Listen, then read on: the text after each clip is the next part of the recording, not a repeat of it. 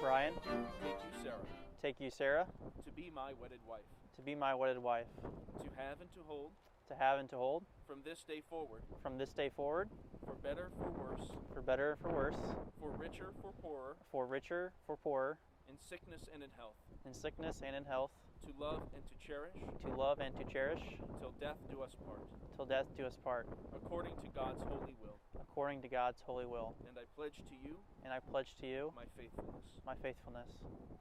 Sarah, repeat after me.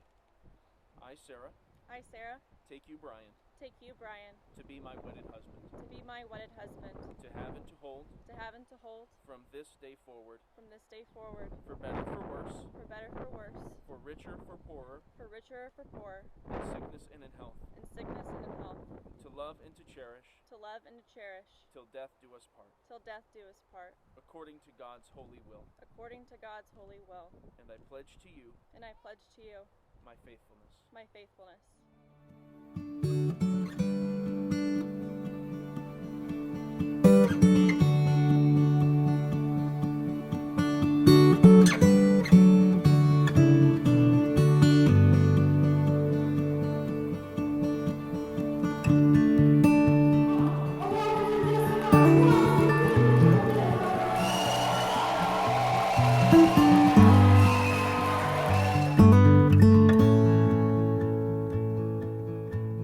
Good evening, everybody.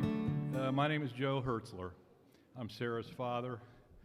I would like to say a few things, and I'm going to try to get through it without too many tears because I don't mind a little crying, but I want to be able to communicate too, so we'll see how that goes.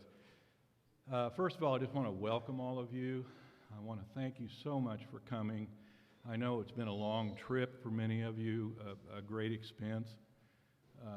A lot of trouble out of your schedule, and just I hope you know how special that is to us that you're here, to have your support with all of this, to have your companionship with such a special occasion.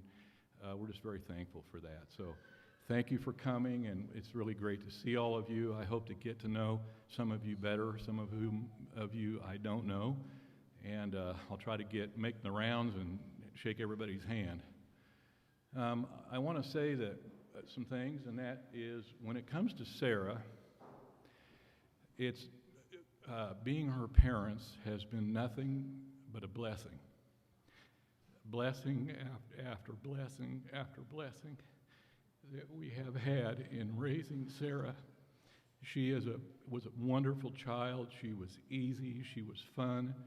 We had a great time together growing up. And she did beautifully in school. We loved all of her friends, many of who are here tonight, which we appreciate. We've known them through all the years, and it's just been super to love and be with Sarah. And we have had a great time, as I've said. We've had some great vacations together, huh, Sarah? And one of the greatest blessings that it has been for me is to watch Sarah with her mother. Sarah's relationship with her mom has been a sight to see and a wonderful thing to witness and to experience and to do it together with Maureen. Maureen has taught me so much about how to be a decent father, and to be able to witness that relationship between them through all these years, still to these days now, it has just been blessing after blessing. And so when Sarah left home, she did beautifully well with that. She went to school and did beautifully. She majored in political science, which scared her father in terms of whether she was going to be able to make a living at it. And so she has done that. She has parlayed herself into a wonderful career. And she's just a sharp kid, a sharp person who knows how to get things done and to present herself. And she's grown into this fantastic adult who knows how to do things and how to support herself, and that has been a blessing also. And there was a time, when she was dating for a while, and I guess there were some 100 guys or so that didn't work out, and I'm kidding, of course not, but I mean, she gave it a good go. And then there was Brian, but it was never the right person until Brian came along. And we are just so the blessings continue. There is Brian, and who has come into her life. We love Brian. We're very proud of him. We are so pleased that they have found each other, and they're just perfect together. So that is another blessing upon blessing. And we very much love Brian's parents and his family. We've had a chance over the last year to spend some time with them. We love Mike and Tammy and Scott, and we are just so happy to be friends with them, and we look forward to getting to know them better and to spend time with them, which is just going to be another wonderful blessing.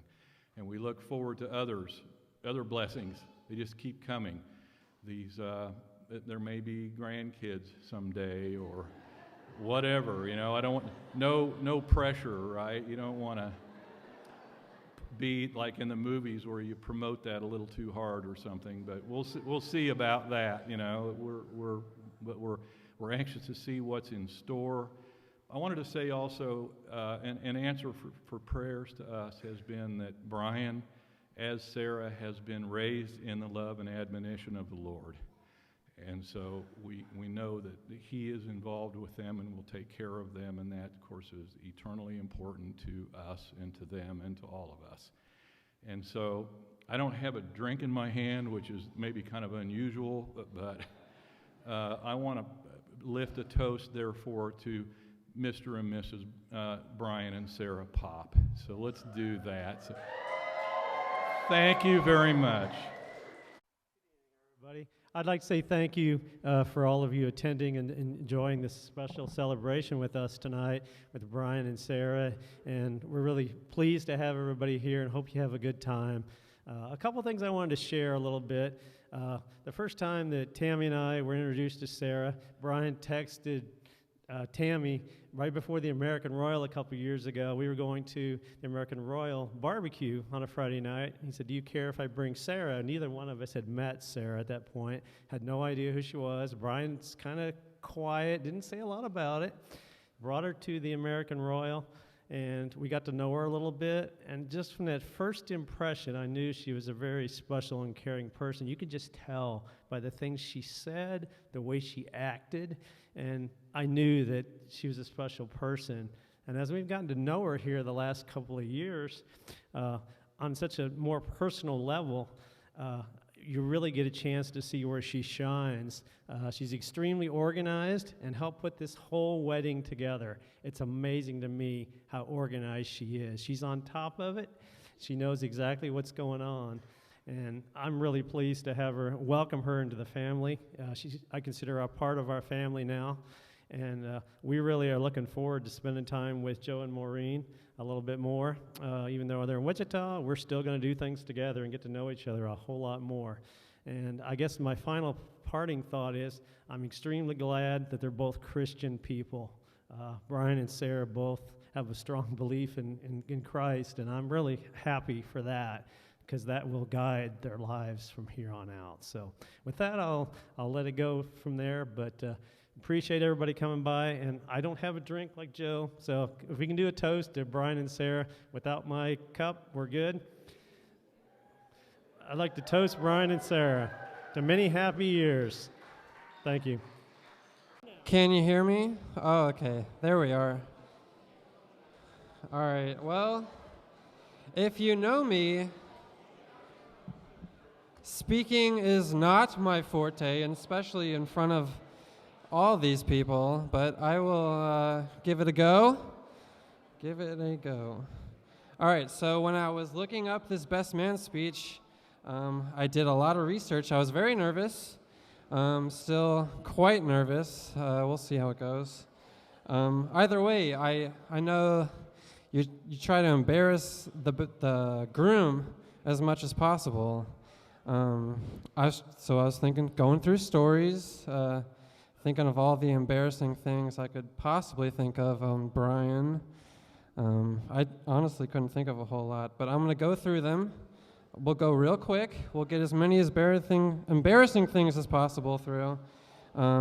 Most of them involve sports on the driveway or like wrestling in our basement, as brothers do, but that's it. All right, so number one, when I was about 10, he hit me in the head with a golf club at mini golf. He did that, hit me right in the head. It hurt a lot. Yes, he did that.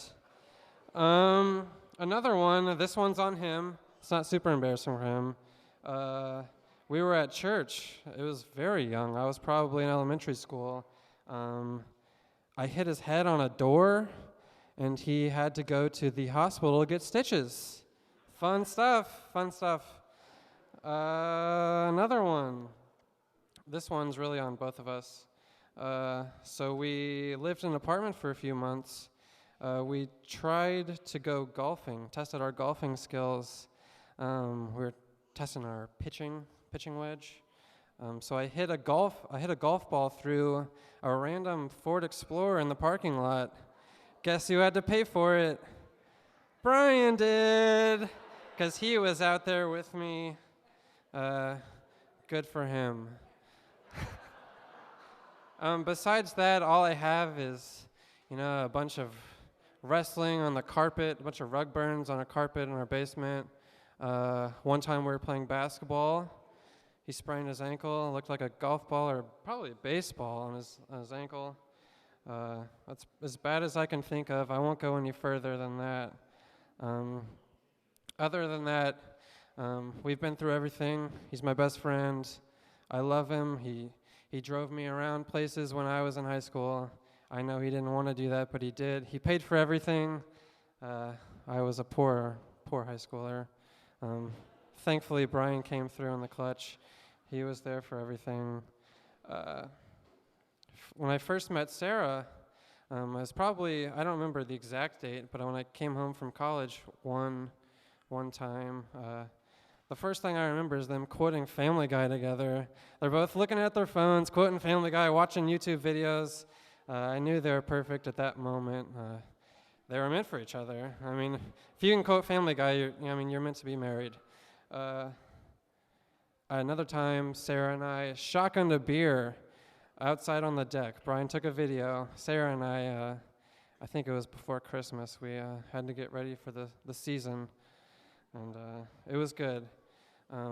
Anyways, you know, I can't follow up Joe's good speech. I can't start crying on command. As much as I could try, I don't know if I could do it. But I know Sarah and Brian are perfect for each other. I love them. I love seeing them together. And I brought a beer up specifically to toast because the other guys forgot. But to Sarah and Brian, cheers. Hello, how's everybody doing? Yes, okay, I'm not a speech giver either, so we're gonna try this out. Okay, so if you don't know me, I'm Abby. I've known Sarah since like first grade. We went to Independent together through elementary school, middle school, high school, and we were roommates our first year at KU. And then she went to Tulsa and left me. It was so sad. But some of my best memories were with Sarah because she's awesome and such a good friend, and she would do anything for you. She's so funny. Yeah, hold on here. Hold on here. Okay, so, and she's always there when I need advice. She'll listen to me through anything. And she's just so deserving of a good man. I remember us talking on the phone probably like 3 years ago. And we were just like, why can't we find good guys? Like, where are they? Everybody's finding a good guy, but I can't. And, you know, little did we know, fast forward 3 years, that she'd be sitting by the man of her dreams, which is Brian, which brings me, yes, let's clap for that, okay? Because he's awesome. So I didn't meet Brian for a long time. I feel like you guys were like engaged when I met him. But it was before our friend Sandy's engagement party. Yes, Sandy, there she is. It was before her party, and his first impression, I was like, he is awesome. Like, he's kind, caring, like he was just laid back, and I was like, he's just gonna fit right in, because I could just tell they were so comfortable with each other. And it was crazy, because like Sarah, I could just tell that she was in love. You know, they just had the look of love, and she just felt safe and comfortable with him, and I was like, I know that this is the guy. It was just awesome to see. But I do have a funny story about their first date. So they met on Tinder, as you know. And I remember, yeah, I'm like, okay, I was on like 3 years and I had no luck with Tinder. Like the worst guys, the worst. And she's like, immediately finds her guy. But I remember her like calling me. And I was grocery shopping in Kroger, which is like a Dillon's. I'm in Nashville, and she's in Kansas City also. That's what I love about Sarah is when we get together, it's like we just, you know, pick up where we left off, you know, even though we're so far apart. But anyway, so I remember she called me, I'm grocery shopping, and she's like, oh my gosh, Abby, what do? I lied. And I was like, what? She was like, Brian asked me if I had any pets, and I said no. And I'm like, what? Because at that time, she had 2 rats. And I was like, why did you lie about that? She's like, I don't know. I thought he would think I'm weird or whatever. And I was like, I don't know what to tell you. But I think she ended up just, you know, telling him, and Brian's so cool that he, you know, was like, what? It's not a big deal, it's fine. But I just thought that was so cute that she was so worried. Like, she was just like, what do I do? And I'm like, I don't know. I really don't know. Hold on, I need to move. This went away. Okay, back to this. Okay, but anyway. No, but I'm seriously like happy for you guys. I've never seen Sarah so happy. Brian, you're like perfect for her, like perfect. I just don't even know how like this can happen where you guys can come together and it's great. But I'm so happy for you and I love it, and I hope you never take like your love for granted, because it's so rare nowadays to find someone, you know, that's perfect for you. So, but I've never been happier. So if you could raise your glass, I didn't bring a glass up here. That's bad. If you could raise your glass and toast to Sarah and Brian. Cheers. Yes! Can we dance now? Because I want to dance.